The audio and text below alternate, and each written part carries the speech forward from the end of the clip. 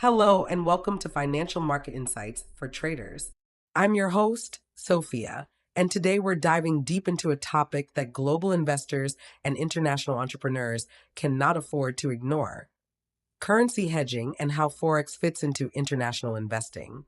Whether you're managing a globally diversified stock portfolio, running a business across borders, or even just an expat dealing with multiple income streams, foreign exchange risk, aka currency risk, is lurking in the background.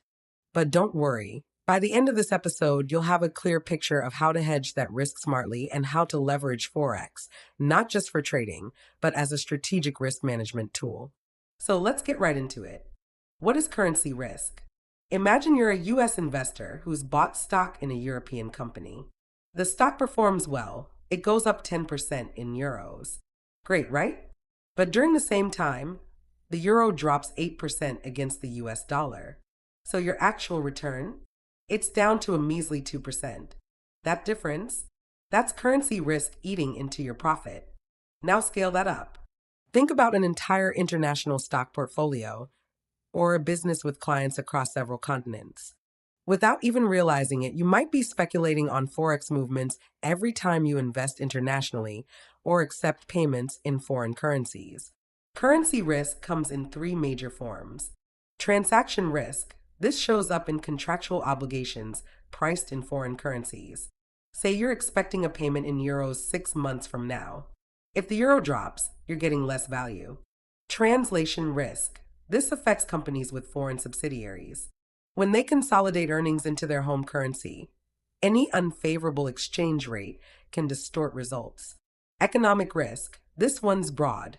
It's the long-term impact of currency fluctuations on a company's competitiveness. Each of these risks has different solutions, but the underlying message is this: you must actively manage currency risk. What is currency hedging? Now let's talk hedging. Currency hedging is basically a financial insurance policy against currency movements. You use instruments, mostly in the forex market, to protect yourself from unexpected changes in exchange rates. So what are your tools? Forward contracts. You lock in a currency rate now for a future date. Great for budgeting. Widely used by companies and institutional investors. Options. You buy the right, but not the obligation, to exchange at a set rate. More expensive, but more flexible. Currency ETFs and mutual funds. These are great for retail investors who want exposure or hedging without trading forex directly. And then there's natural hedging. That's when you structure your revenue and costs in the same currency. Smart and simple if you can do it. Whether you're in Nairobi importing goods from London or in Frankfurt investing in NASDAQ stocks, hedging isn't about speculation. It's about stabilizing outcomes and protecting value. Hedging an international stock portfolio. Let's talk portfolios. Retail investors often ignore currency risk. For example, if you're a Canadian investor holding Japanese stocks and the yen drops against the loonie, your gains can vanish overnight, even if the stocks themselves do well. So what can you do? Currency ETFs, these let you short foreign currencies. Say you're long Japanese stocks? You could short the yen using an ETF. Forex platforms, you can open a short position on Japanese yen to Canadian dollar directly. Forex options, these pay off if the foreign currency weakens. Forward contracts, perfect for institutional style hedging. Lock in a future rate today. Some savvy investors use partial hedging, say, covering just 50% of their currency exposure. That way, you protect yourself from sharp downside risk while still staying open to favorable moves. And here's a pro tip: know the best time to trade Forex in your region. If you're trading Asian currencies, aim for Tokyo or Singapore market hours. If you're in Europe or North America, you'll find the tightest spreads during the London/New York overlap. How businesses hedge currency risk. Now, let's shift gears to international businesses. Companies with global operations deal with forex risk daily. Picture this: you're an Indian exporter and you invoice clients in euros. You want to protect your rupee earnings from euro volatility. Or you're a South African firm importing goods from China. You're exposed to CNY/ZR swings. Common tools in the business toolkit include Matching assets and liabilities in the same currency. Forward contracts to lock in rates for upcoming payments. Currency swaps, especially for debt obligations across currencies. Option strategies that cap downside without sacrificing all upside. For CFOs, forex risk isn't just financial, it's strategic. Volatility can blow up budgets, earnings, and shareholder expectations. Managing currency risk is crucial for financial stability. Forex trading and hedging for individuals. Now, if you're a retail investor and want to hedge through forex, here's how you can get started. Step by step. Identify your exposure. What currencies are you indirectly holding through stocks, funds, or income streams? Quantify your risk. Use spreadsheets or portfolio tools to assess how much a currency move might impact your holdings. Choose a hedging tool. Start simple with ETFs or forward contracts. Then maybe experiment with options or forex trading. Trade during optimal hours. Again, check for the best times based on your local market overlap. Test first. Use a demo account to practice. Never go in blind.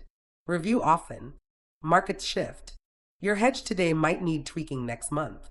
And if you're looking for a platform to start hedging or just learning the ropes of forex, check out crystalballmarkets.com.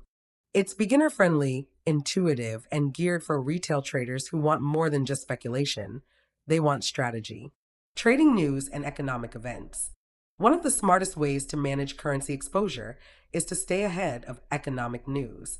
Key reports that move currencies include central bank decisions, think the Fed, ECB, BOE, inflation and jobs data, GDP and trade balance figures, political events and global tensions.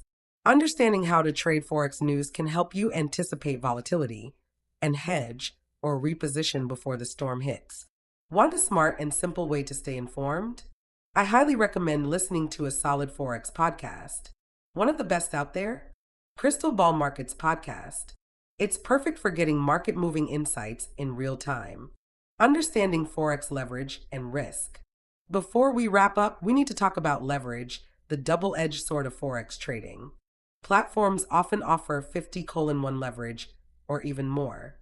That means a small move in the market can result in big profits or big losses. So here's what you do. Always use stop loss and take profit orders.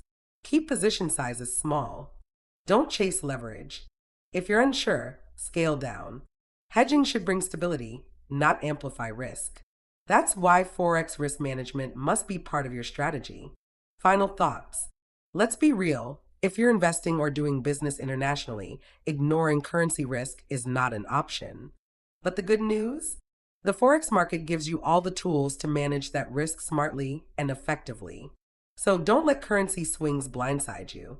Whether you're hedging a global equity position or protecting future business revenues, knowing how to use forex intelligently makes you a better investor, a smarter entrepreneur, and a more resilient trader. To get started, check out crystalballmarkets.com for beginner-friendly forex trading tools. And stay sharp by listening to the Crystal Ball Markets podcast, packed with practical strategies, real-world case studies, and market insights.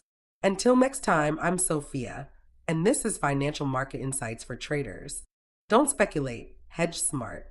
Think globally. Invest wisely. Thanks for listening.